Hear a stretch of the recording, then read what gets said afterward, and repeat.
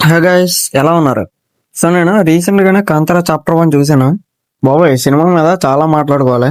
Original Kantara చూసినప్పుడు వచ్చిన wow feeling మళ్ళీ ఈ సినిమా మీద వచ్చిందా, లేక ఈ మూవీ ఒక జస్ట్ హైపా అనేది చూద్దాం.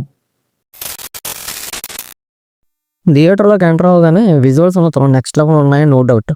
అసలు ఆ ఫారెస్ట్, ఆ సెటప్, ఆ కాస్ట్యూమ్స్ అన్నీ నాకు చాలా బాగా అనిపించాయి. కానీ స్టోరీ స్టార్ట్ అయ్యాక ఫస్ట్ హాఫ్ అంతా చాలా స్లోగా వెళ్తుంది. అలాగే నాకైతే చాలా లాగ్ అనిపించింది. సీరియస్గా ఈ సినిమా అయితే పేసెంట్ టచ్ చేస్తుంది మనకి ఫస్ట్ హాఫ్లో. స్టోరీ సింపుల్గా చెప్పాలంటే ఇది ముందు రిలీజ్ అయిన కాంతార మూవీకి ముందు జరిగిన కథ. మన శివ వాళ్ళ యాన్సిస్టర్ స్టోరీ అనమాట. ఆల్మోస్ట్ 1700 సంవత్సరాలు వెనక్కి వెళ్ళిపోతాం, కడంబ డైనస్టీ టైంకి. అక్కడ ఒక కింగ్ ఫారెస్ట్, ఆ ఫారెస్ట్ని కాపాడే మన హీరో రిషబ్ శెట్టి. ఆ కింగ్ ఏమో ఫారెస్ట్ని ఆక్యుపై చేద్దాం అనుకుంటాడు, కానీ మన హీరో ఆ ఫారెస్ట్ని సేవ్ చేయడానికి ట్రై చేస్తాడు. ఇది ఏదో స్టాండర్డ్ స్టఫ్ అనుకోండి, ప్రజెంటేషన్లో మాత్రం చాలా వెరైటీ ఉంటుంది. ఇంకా మూవీలో పాజిటివ్స్ విషయానికి వస్తే ఇంటర్వెల్ ముందు ఒక ఫైట్ సీక్వెన్స్ ఉంటుంది.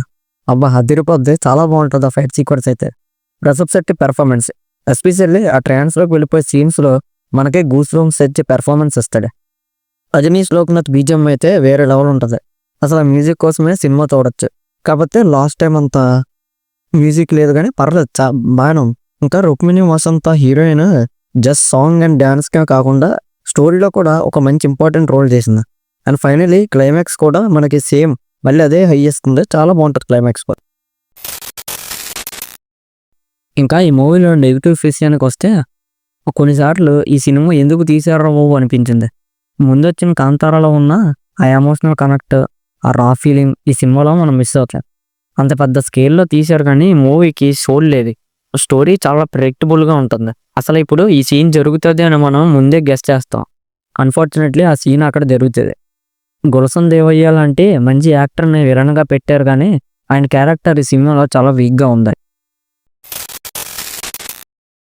మరి ఒరిజినల్ కాంతారా బాగుందా, ఈ కాంతారా బాగుందా అని అడిగితే ఒరిజినల్ కాంతారా బెటర్ అని చెప్తా. ఎందుకంటే దానిలో ఒక సోల్ ఉంది. ఈ ప్రీక్వెల్లో సోల్ కన్నా స్టైల్ మీద ఎక్కువ ఫోకస్ చేసినట్టు అనిపించింది.